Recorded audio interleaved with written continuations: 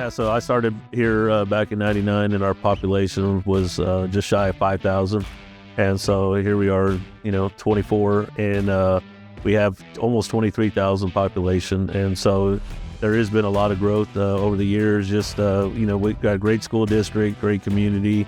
And so you can't keep things a secret for long. And so I think that's what's attracting people to Boerne, Texas.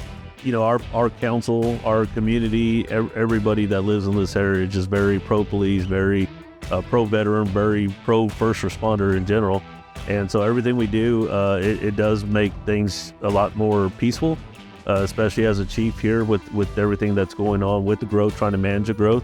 And so everybody knows we got to work together, and we accomplish more things working together than we do fighting. I've been a Tmpa member since when I first started as a police officer, and we started our Police Officers Association back in '07, and I was one of the founding members of that. And so just growing up, knowing Tmpa's been there, what they do, training and everything else like that, we've invited them, we've hosted training here. And so I think it's that relationship you got to have with the officers.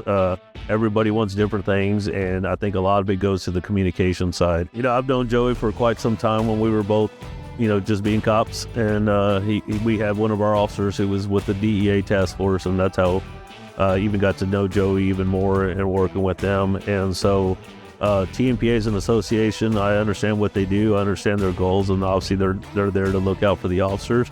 I don't see it as anything for me to be afraid of, because again, it's just a person, right? If our officers get disciplined, they're more than welcome to go to Tmpa. I have no problem talking with any of the Tmpa reps or attorneys. They know the rules.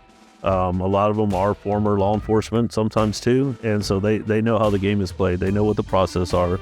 They know what the policies are. And I think it just goes back to listening to see. It's a negotiation without a doubt. Right, I can say it's my way and the highway, and not listen to anything. But it's just like any other problem. We need to find a solution. We need to come to some sort of common grounds, common terms, so we can keep going. I think it's important that you work with the officers. The last thing you want, especially from a chief, and if you've been to any supervisor school, once an officer gets upset and they start bad talking, it becomes very toxic.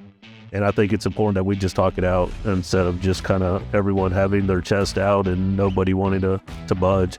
And I think that's the ego part, right? Everybody's like, I'm the chief, it's my way or the highway. Those days are over.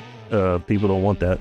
It's a different generation. I came up in that type of environment, and being military, that's just how it is, right? So it didn't really affect me. But now in this different generation, it's not like that.